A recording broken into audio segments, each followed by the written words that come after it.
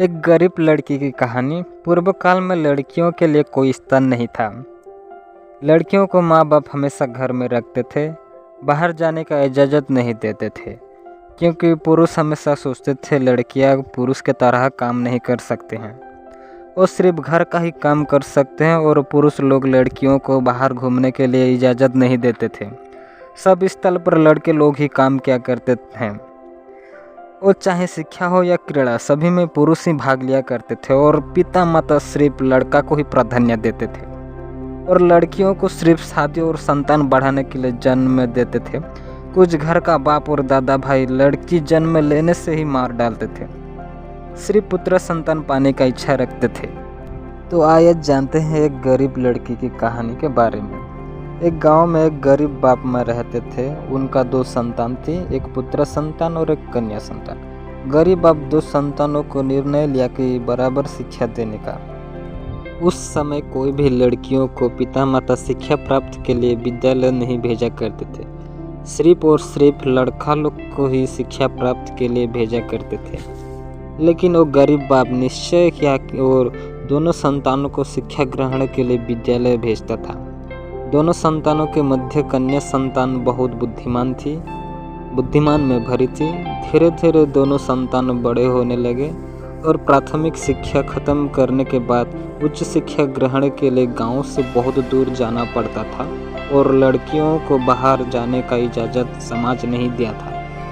यह कारण गरीब पिता अपनी कन्या को बाहर भेजने का इजाज़त नहीं दिया और सिर्फ अपना पुत्र को बाहर पढ़ाने के लिए भेजा।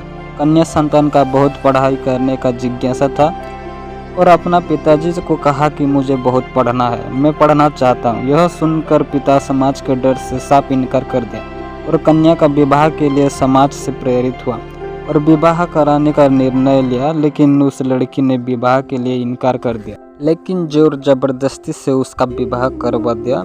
लड़की बहुत रोई, कोई उसका दर्द समझ नहीं पाया और विवाह करवा दिया। उसके बाद लड़की ससुराल में रहने लगी। ससुराल में लड़की को अपना खेत पे बहुत काम करवाते थे। ऐसा ही दिन बीतता गया, लड़की का सपना अधूरा रह गया।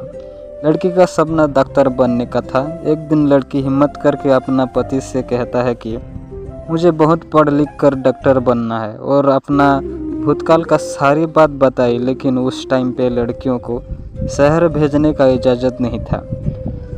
इसी के कारण उसका पति भी साफ इनकार कर दिया। लेकिन लड़की नहीं हार मानी और ठान लिया कि जैसा करके भी डॉक्टर बनूंगा। लेकिन उसकी सपोर्ट कोई नहीं लिया, तब भी हार नहीं मानी और निर्णय लिया पढ़ने के लिए। लेकिन उसके पास एक भी किताब नहीं थी। किताब खरीदने के लिए उस गांव में एक भी बुक स्टोर नहीं था। उसके गांव से लगभग 15 किलोमीटर पे एक बुक स्टोर था। वहाँ पे जाना बहुत ही मुश्किल था, क्योंकि उस समय में किसी प्रकार का भी वाहन नहीं था, जैसे बस, ट्रक, बाइक, इस तरह का वाहन नहीं था। उसने पैदल जाने का निर्णय लिया, लेकिन उसका पास पैसा नहीं था। लड़की अपना पति से पैसा मांगती है तो पति पैसा देने से इनकार कर देती है।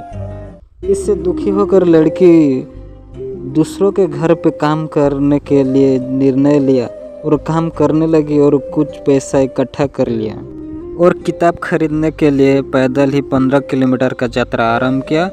और अंत में किताब खरीद कर घर आकर किताब को हमेशा पति की नज़र से छुपा कर रखता था और पति सो जाने पर लड़की चुपके से किताब निकाल कर रात में पढ़ने लगती थी।